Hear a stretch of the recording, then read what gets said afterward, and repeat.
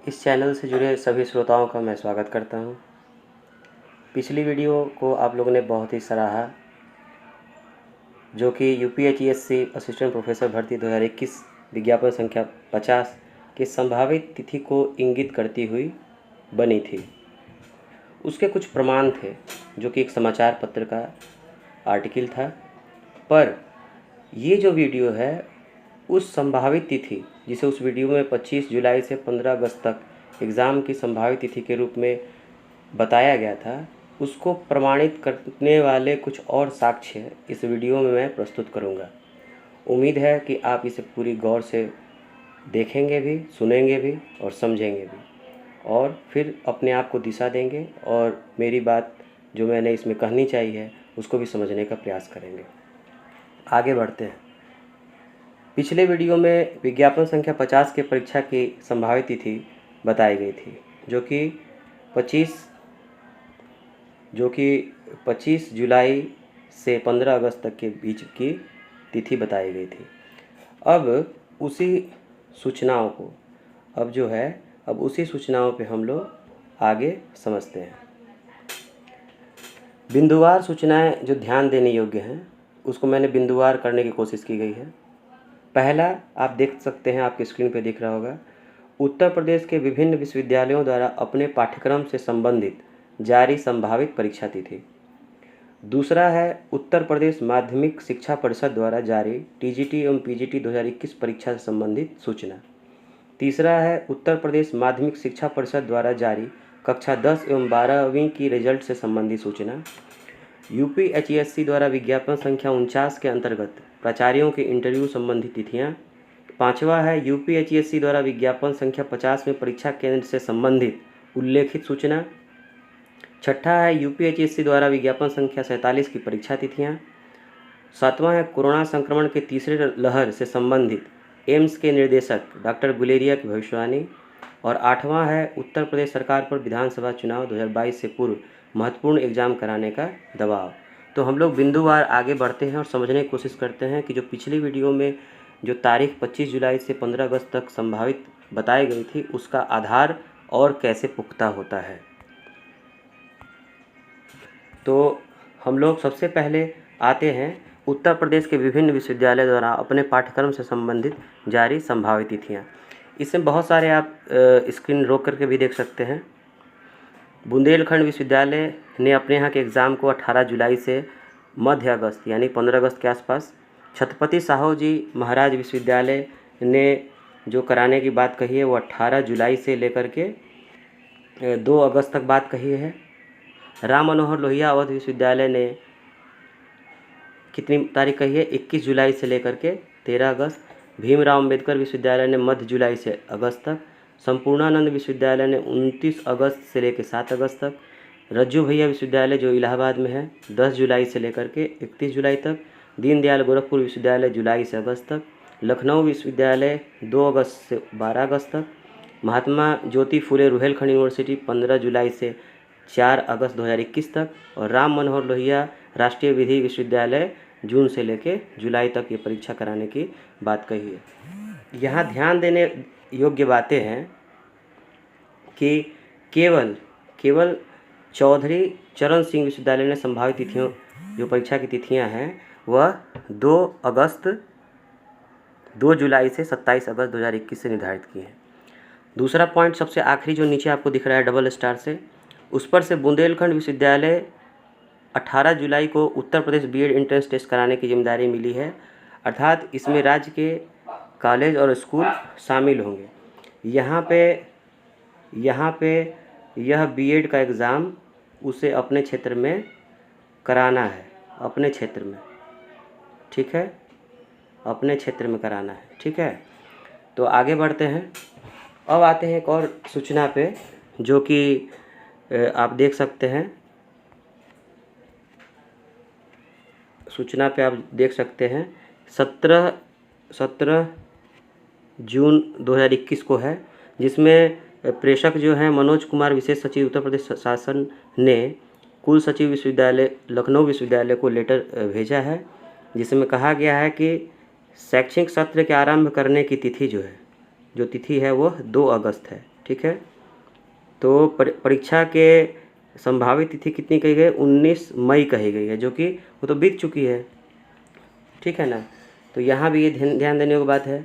दूसरी बात है कि उत्तर प्रदेश माध्यमिक शिक्षा परिषद द्वारा टीजीटी एवं पीजीटी संबंधित आपने समाचारों में सूचना पढ़ी होगी कि 15,198 शिक्षकों की जो भर्ती है, परीक्षा कितने तारीख तक करा लेने की बात उन्होंने कही है? 15 अगस्त से पहले कर ली है, ऐसी बात कही है। आगे बढ़ते हैं लोग। उत्तर प्रदेश माध्यमिक शिक्षा परिषद द्वारा जारी कक्षा 10 एवं 12वीं के रिजल्ट से संबंधित सूचना।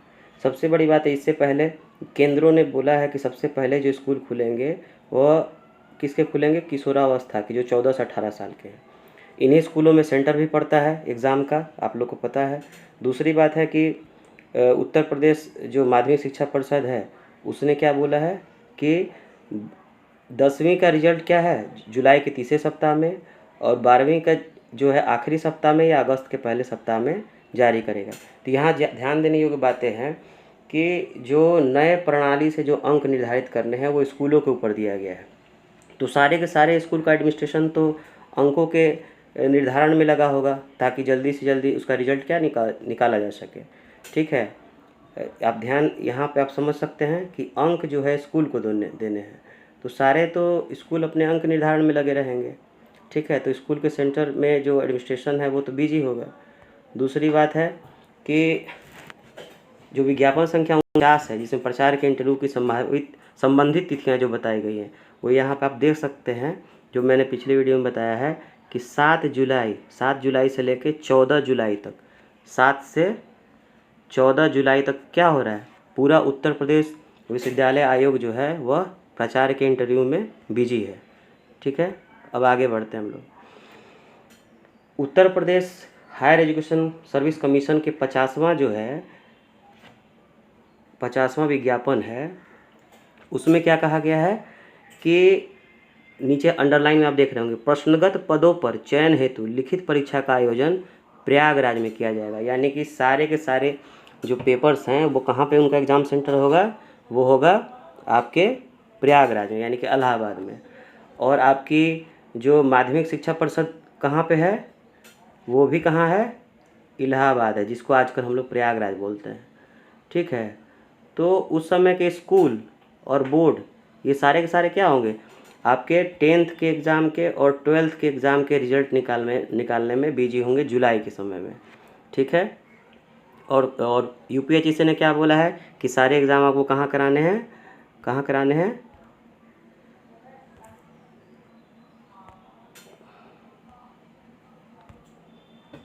आपको प्रयागराज में कराने हैं। ठीक है, आगे आते हैं। पिछले जो 47वीं वैकेंसी थी, जो आपकी 47वीं वैकेंसी थी, उसकी परीक्षा तिथि कितनी थी? कितने चरणों में हुई थी?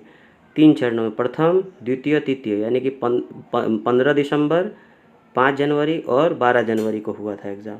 ठीक है, तो यानी कि अगर यूपीएससी एग्ज़ाम कराएगा भी तो इतने सारे विषय हैं तो एक साथ वो करा नहीं पाएगा, इसीलिए वो प्रथम, द्वितीय, तृतीय चरण, और उसने लिखा भी है क्या है कि अलग अलग चरणों में एग्ज़ाम होंगे। ठीक है, दूसरी बात है कि कोरोना संक्रमण के तीसरे लहर संबंधित एम्स के निदेशक डॉक्टर गुलेरिया क्या भविष्यवाणी है? भविष्यवाणी ये है कि 1.5 से 2 माह हो सकती है कोरोना की तीसरी लहर। तो नीचे आप रेड में मैंने टाइप किया, उसको पढ़ सकते हैं कि आज 20 जून 2021 है।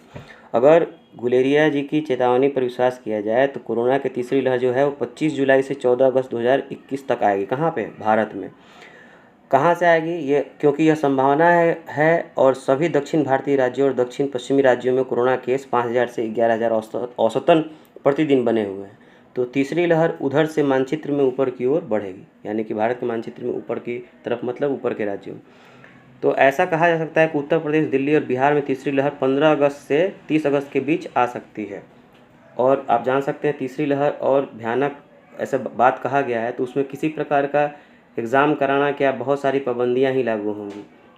तो इस प्रकार से एग्ज़ाम हैं इससे पहले ही कराए जाएंगे तो हो सकते हैं। ठीक है, अब आते हैं कि उत्तर प्रदेश सरकार पर विधानसभा चुनाव 2022 से पूर्व महत्वपूर्ण एग्ज़ाम कराने का दबाव है। कौन कौन सा है भाई? कि 19 सितंबर 2021 को यूपी पीएससी जीआईसी एग्ज़ाम का ऐलान कर दिया है। जुलाई आखिरी तक 10वीं और 12वीं के रिजल्ट उत्तर प्रदेश माध्यमिक शिक्षा परिषद ने ऐलान कर दिया है। उत्तर प्रदेश माध्यमिक शिक्षा परिषद ने यूपी टीजीटी एवं यूपी पीजीटी के 15 अगस्त तक करा लेने का ऐलान कर दिया है। यूपी एचईएससी एडवर्टाइजमेंट 49 जिसमें प्रचार का इंटरव्यू हो रहा है वो 7 जुलाई से लेकर के 24 जुलाई तक उसकी तिथि जारी कर दी गई है। और आखिर में क्या है कि एडवर्टाइजमेंट 50 जिसकी हम लोग बात कर रहे हैं को सही समय पर कराने का दबाव है। इन सभी चीज़ों पे यानी कोरोना की संभावित जो तीसरी लहर की तिथि बताई गई है, ठीक है। यूपीएससी का एग्ज़ाम इतने सारे सब्जेक्ट हैं वो तो एक साथ नहीं करा सकते हैं, वो 1 2 3 4 चरण में होंगे। इसी बीच में उत्तर प्रदेश माध्यमिक शिक्षा परिषद के स्कूल जो है वो 10वीं 12वीं के रिजल्ट निकालने में व्यस्त हैं, ठीक है। सारी यूनिवर्सिटी के अपने एग्ज़ामिनेशन की घोषणा उन्होंने की है, तो उनके टीचर्स भी क्या होंगे और यूनिवर्सिटी भी क्या होगी, उस चीज़ में व्यस्त होगी। तो जुलाई में कम संभावना बन रही है, ठीक है। और याद रखिए कि कोरोना का तीसरा लहर आएगा और उससे पहले एग्ज़ाम अगर नहीं हो पाया तो यह एग्ज़ाम अगस्त के बाद सितंबर अक्टूबर तक जाएगा। उससे अगस्त में तो कोई करा नहीं सकता है, ठीक है ना। अगर ज़बरदस्ती करे तो वो अलग बात है, ठीक है। तो आगे हम लोग आते हैं। तो मैं फिर पहले की भांति ही अपनी बात पे अडिग हूँ कि इन सभी सूचनाओं के आधार पर मैं कह सकता हूँ कि एग्ज़ाम की तारीख 15 जुलाई से लेकर 15 अगस्त के बीच में ही होगी। मैं इस बात पे अडिग हूँ, ठीक है। मैं इस बात पे अडिग हूँ, इसलिए आप इस वीडियो का निहितार्थ मान कर चलें, जो कि मैंने पिछली वीडियो में भी आपके लिए बोला था कि सरकार को अपनी हर विभाग की छवि विधानसभा चुनाव 2022 से पहले अच्छी करनी है। इसलिए आज वीडियो देखने के बाद से आपके पास 30 दिन ही बचे हैं, इसलिए ऐसा मानकर ही तैयारी में लगे रहें।